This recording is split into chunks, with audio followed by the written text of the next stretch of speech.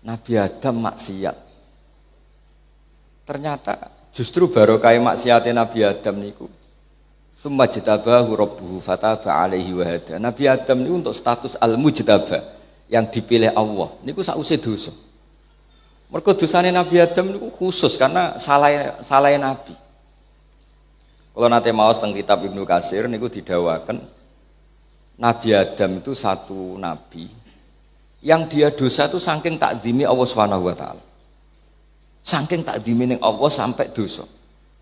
Kalau beri gambaran ngeten. Saya ini kan muridnya Mbah Mun. Saya ini muridnya semua guru di Kudus, semua kiai di Saran.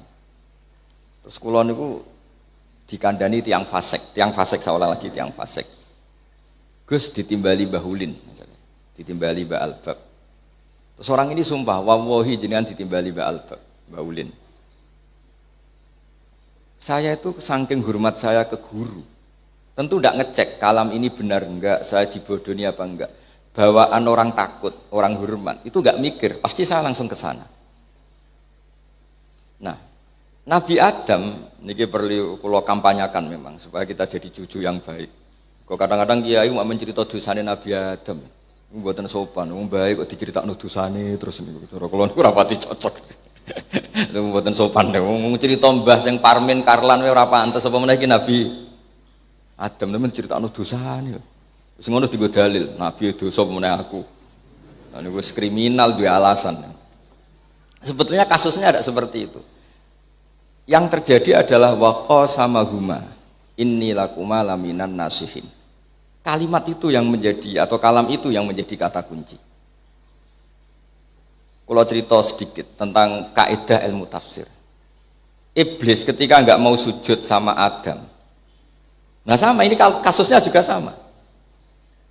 Menurut pendapat Islam, bukan pendapat Imam Syafi'i, pendapat Islam, bukan menurut pendapat Imam Syafi'i. Sujud li makhlukin itu langsung kafir. Terus kalau jenengan sujud teng makhluk siapapun biwat iljabha alal ardi niku termasuk murtad fi'li. Nggih murtad napa? Sehingga semua mufassir bingung. Bingung ku maknane kudu gawe makna lain. Ketika ada kalimat fasajadal malaikatu kulluhum ajmaun.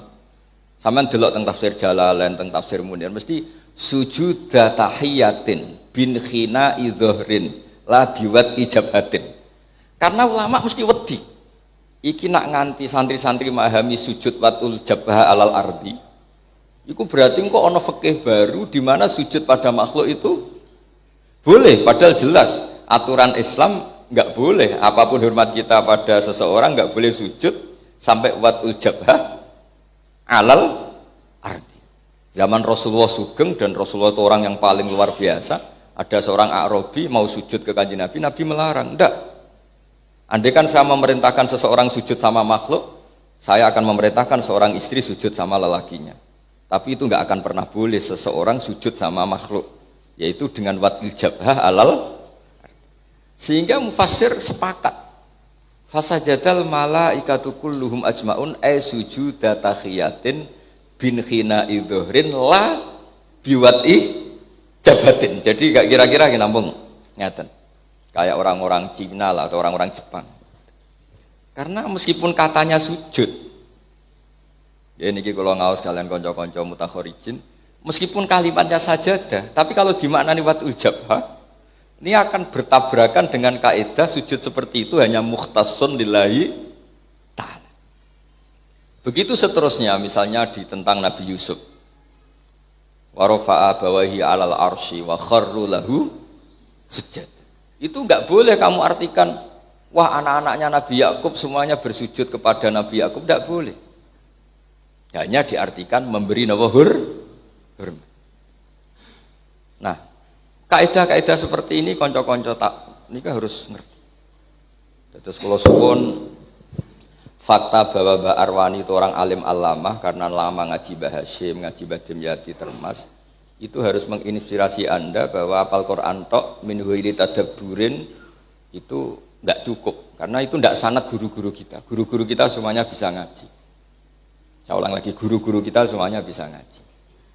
Normalnya nak hafal Quran tok ora tau ngaji ahli sunnah. Dadi hafal Quran tapi pahame rontok sebelah niku malah ribet meneh. Mergo ora tau ngaji akidah ahli sunnah napa wal jamaah. Kula terusaken. Ketika iblis mun diusir niku badhe masuk swarga mboten saged. Akhirnya wonten ula niku khayatun, ular besar niku laha qawaima arba. Ular itu dulu punya kaki 4 dan min ahsani hayawan, termasuk hewan terbaik. Kayak naga lah kira-kira, kayak naga gambaran Cina. Akhirnya tiap masuk mboten saged terus kerjasama ambek ula. Ya aku untal. Jare ula iku kowe tak untal. Terus engko iso ngliwati penjaga malaikat. Walhasil penjaga-penjaga teng swarga niku terkecoh mergo sing mlebu niku ula saged masuk. Ternyata di mulutnya itu ada iblis. Terus ngakali wis gunane kuno. Ngene sampeyan nak tukang ngakali nggih sanate dugi pundi? Iblis. Akhirnya saged teng swarga. Lah niku kurang ngajari setan, bareng teng swarga ku nangis. Nangis. Nabi Adam kan tiang soleh, ning dinggon wong soleh iku gampang sakake. Ari diparani. Diparani, kena apa ke nangis? Saya ini kasihan sama Anda berdua, maksudnya Adam kalian Hawa.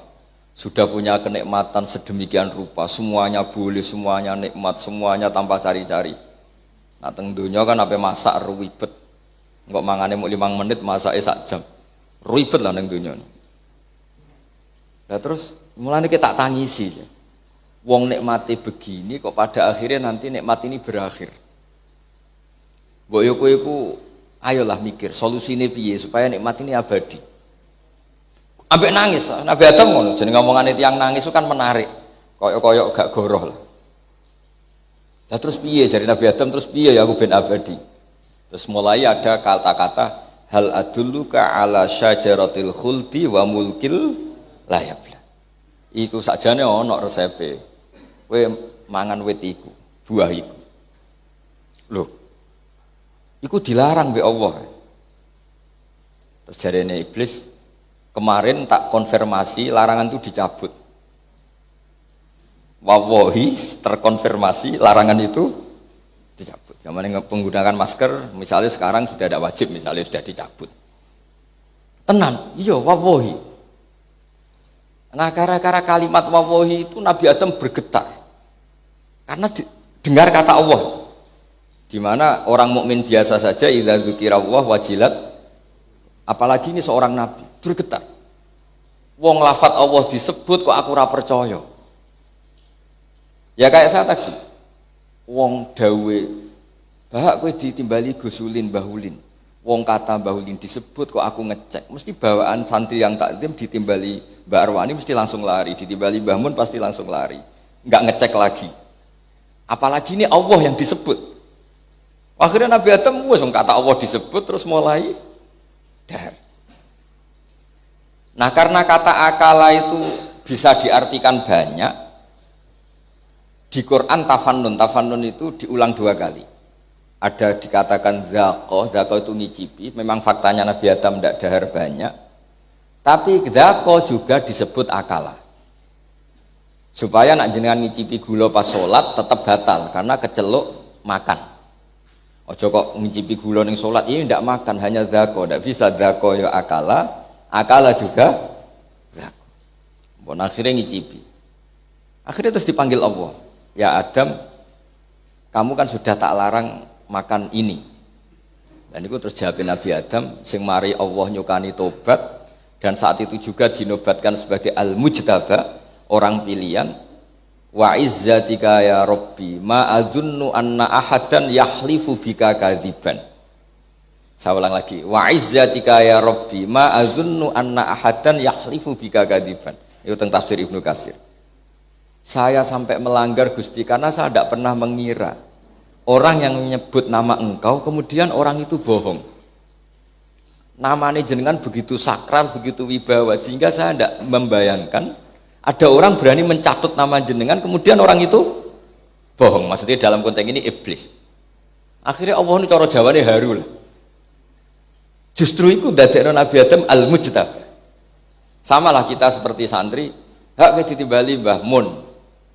Saya kan ternyata saya dibohongin teman saya. Mesti pikiran saya apa? Saya tidak bayangkan ada seorang santri mencatut namanya Mbah Mun, kemudian dia bohong. Paham gini kita terus kula suwun kanca-kanca hamalatil Quran niku ngaos ulumut tafsir ngantos seperti ini. Supaya kita tahu, lho wong bar maksiat kok semajtabahu rabbuhu fataba alaihi. Mujtabah itu status yang luar biasa yang dipilih. Nah, karena Nabi Adam ini korban dibohongi iblis. Niku badhe diusir saking swarga niku sing iblis matrud mal'un, Nabi Adam mboten. Fatalaqqa Adamu mir rabbih kalimatin fataba alaih. Jadi kados wong ngusir anake utawa ngusir kancane, tapi sing cocok. Cung kowe tak usir tapi wong kowe anakku ya tak sangoni ATM. Isine iki 1 miliar utawa 1 juta. Nabi Adam nggih ngoten. Diusir king swarga tapi mbek Allah, ya kowe tak usir wong kowe melanggar. Iki tapi tak sangoni donga. Angger mbok waca kowe tak tobati. Isine fatalaqqa Adam mir rabbih. Lho wong sing ngusir pangeran tapi sing marahi donga iku ya pangeran. Karena Allah sayang mbek Nabi Adam, ternyata beliau ini korban sinten? Iblis. Nah, kula suwun kanca-kanca santri jenengan nak wangsul aja cerita Nabi Adam dosane tok. Anda jadi cucu yang enggak baik. Wong kok cerita epe baik. Tapi diterusno bahwa beliau itu korban oleh bodoni sinten? Iblis. Ya kata kuncinya tadi waqa sama huma. Dan iblis oleh modo niku pinter banget ya wow. Piyambake mlebu swarga terus nangis, berhari-hari nangis. Akhirnya Nabi Adam tanglet, kowe kok apa kena apa kok nangis? Ternyata aku nangis mikir kon. Wis nikmate ngene ning swarga sok ben kowe iku ora abadi. Ya terus piye solusine? Terus hal adulluka ala syajaratil khuldi wa mulkil la yabla.